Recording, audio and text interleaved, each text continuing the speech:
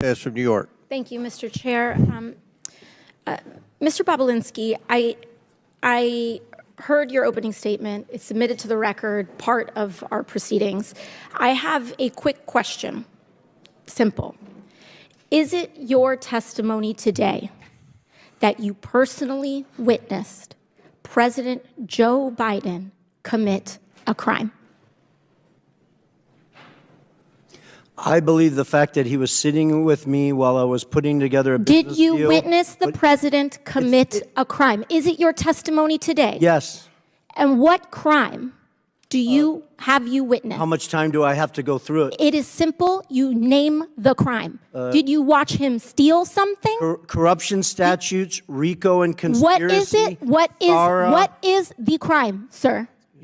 Specifically. You asked me to answer the question. I answered the question. No. RICO, you're obviously not familiar with. Corruption statutes. Excuse me, sir. RICO is not a crime. It is a category. What is the crime? It's a category of crimes that you're then charged You have charges. A long 100 You have charges. Sir, please want me to name the exact statute under RICO? Yes. Well, it's funny. In this committee room, everyone's not here. There's over 18 All right, sir, I reclaim my lawyers time. that went to law school. I reclaim my time. You guys okay, to thank define you, the sir. I statute reclaim my under time. RICO. Clearly, what we are seeing here today is a continuation of the 15-month saga of the Republican majority lost in the desert.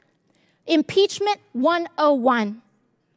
The majority party, or whomever is raising impeachment, must accuse the president of a high crime, a specific high crime or misdemeanor. I would like to submit to the record HRES 918, the House resolution to open this impeachment inquiry. Without objection to order. This resolution does not outline a high crime or misdemeanor. It's not here. Now, when we compare the chairman's opening from his previous opening, he's talking about Ukraine and Burisma and all of this. This entire inquiry is based on a blockbuster piece of information that was in a classified SCIF room. And inside that room was a document alleging President Biden directly of a $10 million bribery scheme, a $10 million bribery scheme, extremely serious. What happened? What happened a month ago, Mr. Chairman?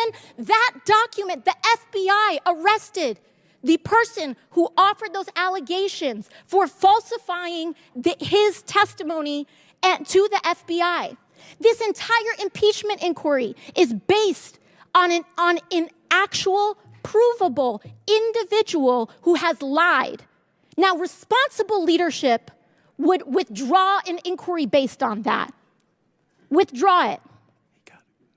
Instead, what we are seeing is that this committee was warned about the falsehoods of these allegations long before that, warned by Trump's Secretary of State, Mike Pompeo, and yet they proceeded anyway. The chairman proceeded anyway. This committee was warned by Rudy Giuliani associate right here, Lev Parnas, after that document about the falsehoods of this. Then held hearings where your own expert witnesses said that there was no grounds for impeachment, and you proceeded anyway. And finally, as if none of this was enough, the FBI arrested the individual who was the source of the entire, to quote the chairman, heart of the matter, to launch this impeachment inquiry, and proceeded anyway.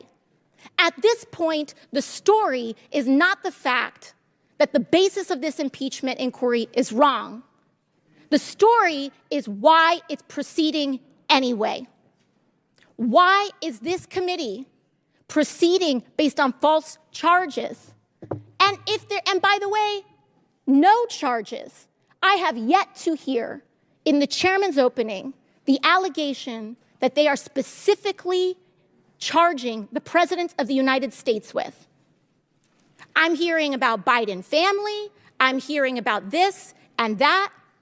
I am not hearing the specific allegation by this committee. What is it? It's not here, and that is the problem.